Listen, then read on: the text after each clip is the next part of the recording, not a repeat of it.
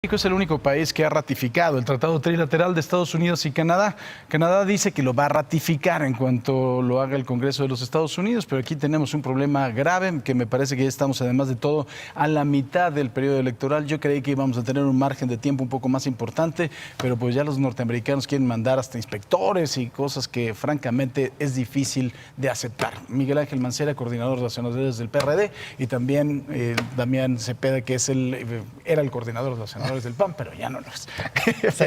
Senador por la República. Senador de la República. A ver, vamos a platicar un poquito de este tema. ¿Realmente lo ven con buenos ojos? ¿Se va a llegar a aprobar o vamos a tener que regresar a otro periodo de negociación? Que por ahí veía yo a Moisés Karach, que es el líder del cuarto de junto, como se le llama a los negociadores empresariales, muy molesto con algunas de las cosas porque ya se había llegado a un acuerdo y ahora nos están cambiando las reglas. Damián. A ver, yo lo primero que quiero decir es la importancia que tiene para nosotros el comercio en América del Norte. Desde que entró el tratado se ha crecido más de 5 veces el comercio en la zona. Hoy representa para nosotros Estados Unidos particularmente el destino de más del 80% de nuestras exportaciones. Es una relación importantísima y cerca del 50% de las importaciones. Eso se traduce en millones de empleos. Entonces es muy importante. Debo reconocer que es una de las cosas que ha hecho bien este gobierno.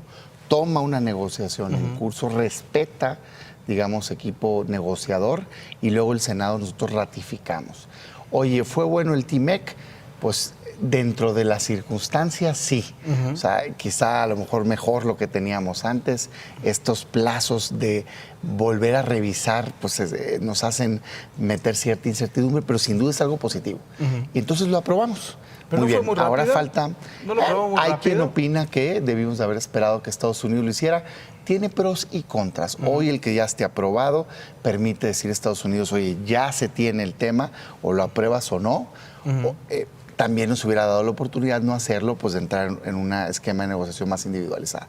Lo que hoy está haciendo Estados Unidos es pues encarecer el tema. Desgraciadamente estas solicitudes de los demócratas que creo que tienen que ver con el tiempo de elección que viene, pues sí son invasivas. O sea, querer que inspectores de Estados Unidos vengan y revisen si se cumplió o no temas laborales. Bueno, a ver, en un acuerdo multilateral puedes generar espacios donde estén representados todos los países, pero no puedes querer asumirte tú como único país el inspector que dice si sí o si no. Entonces creo que se va a resolver, pero sí hay una tensión innecesaria fruto de la próxima elección que se tiene en Estados Unidos. ¿Coincides, Miguel, que sí se vaya a resolver? Yo creo que se debe resolver. Creo que se debe resolver, simplemente que estamos con un jugador pues que tiene más fichas, con un jugador que tiene el control y que está marcando sus tiempos y sus tiempos son para tener el mayor provecho también. Esta nueva negociación paralela que se vale, la negociación paralela, simple y sencillamente nos coloca, ayer lo comentaba el canciller, en una posición distinta con la aprobación previa del tratado, aunque también se discute que pudiera haber sido apresurada, en un escenario en donde ahora lo que revisa son negociaciones paralelas, no todo el tratado, o sea, todo lo demás ya está.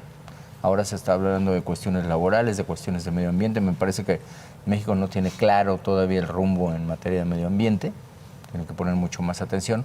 Y esto que se está planteando, no solo en la parte de las revisiones, de las inspecciones, sino del propio mecanismo de implementación, porque la implementación de la reforma laboral en la materia de justicia laboral es un tema de gran calado. Claro. Se están destinando 1.500 millones, a mí me parece que es muy poco.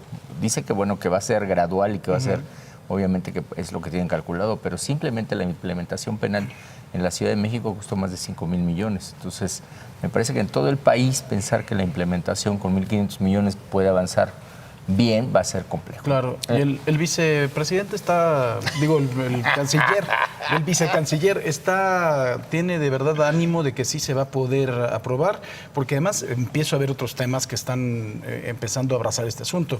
La discusión en los Estados Unidos de la definición como grupos terroristas a los cárteles del narco mexicanos, y una serie de cuestiones también que pudieran, no sé, derivar en que el señor Donald Trump diga, no vamos a aprobar esto, vamos a meternos de lleno a la lucha política, voy a hacer mientras un acuerdo con Canadá, en algún momento dijo que podía hacer una negociación individual con cada uno de los países. Sí. ¿No podría cambiar esto?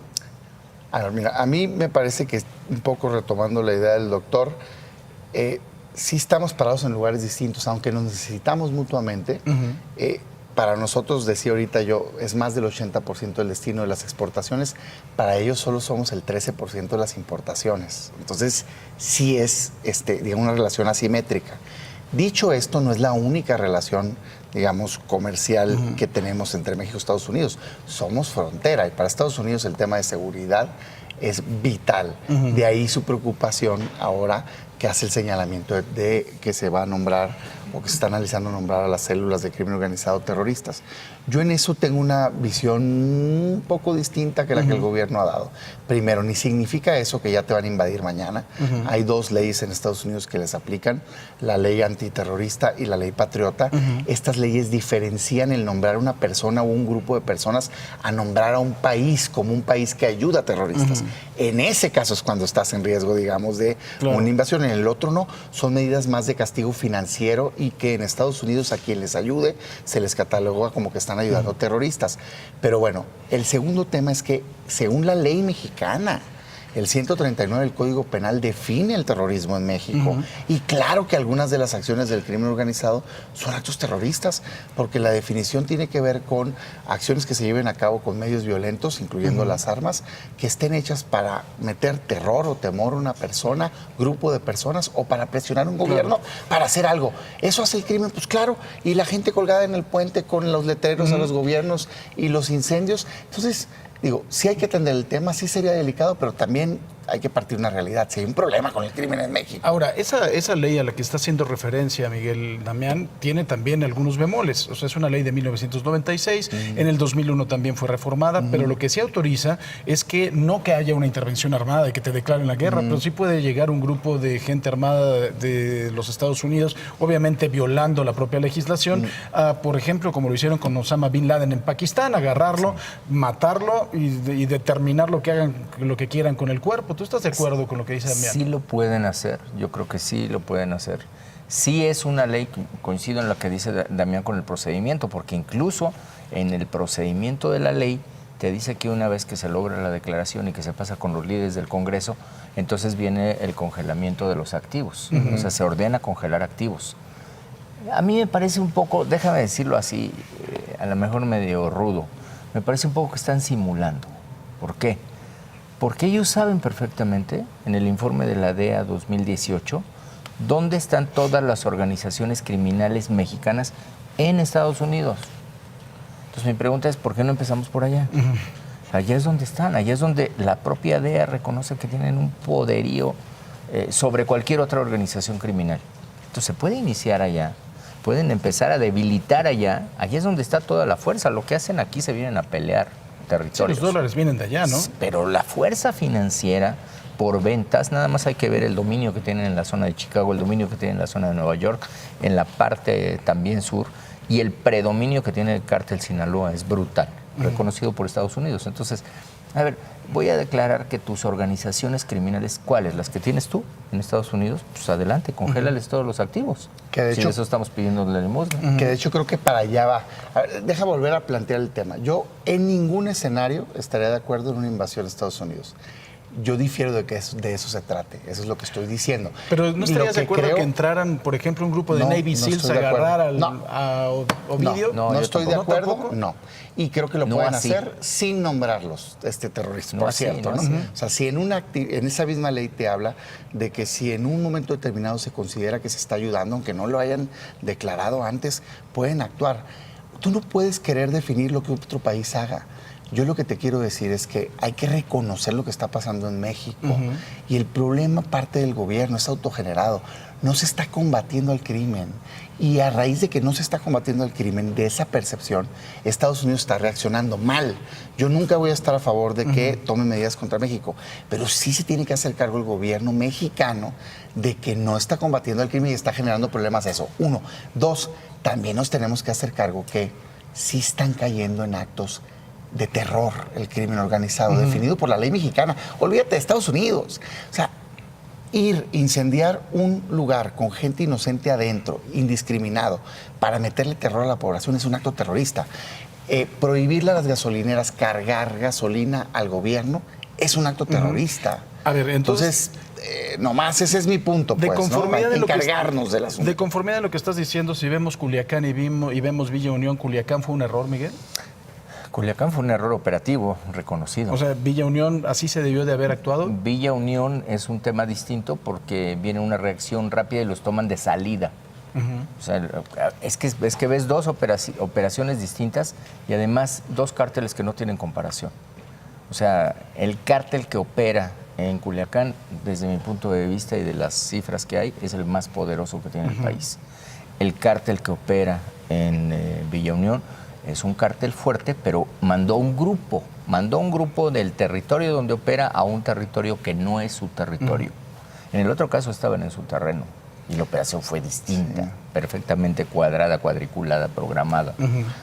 Estamos en el primer año que se cumplió de gobierno. Sin duda alguna el tema de inseguridad está fracasando. No está sirviendo la estrategia, si es que hay alguna, de seguridad en el país. ¿Qué escuchamos decir al presidente? Que ya no es prioridad combatir el crimen. Él lo dice, no yo. Ok, entonces, que la Guardia Nacional, pero la destina a temas migratorios. Oye, pues si está para recuperar la paz. O sea, sí ¿Ves los pagando el muro, decomisos? ¿no? O sea, sí, claro, es un muro humano de Trump. ¿Ves los decomisos? Heroína, metanfetamina al 70% abajo, marihuana al 50%, cocaína al 24% abajo los decomisos. Sí parecería que hay al menos un entendimiento de no agresión que no está dando resultados, porque los indicadores, nunca ha habido tantos homicidios, tantas extorsiones, tanto secuestro.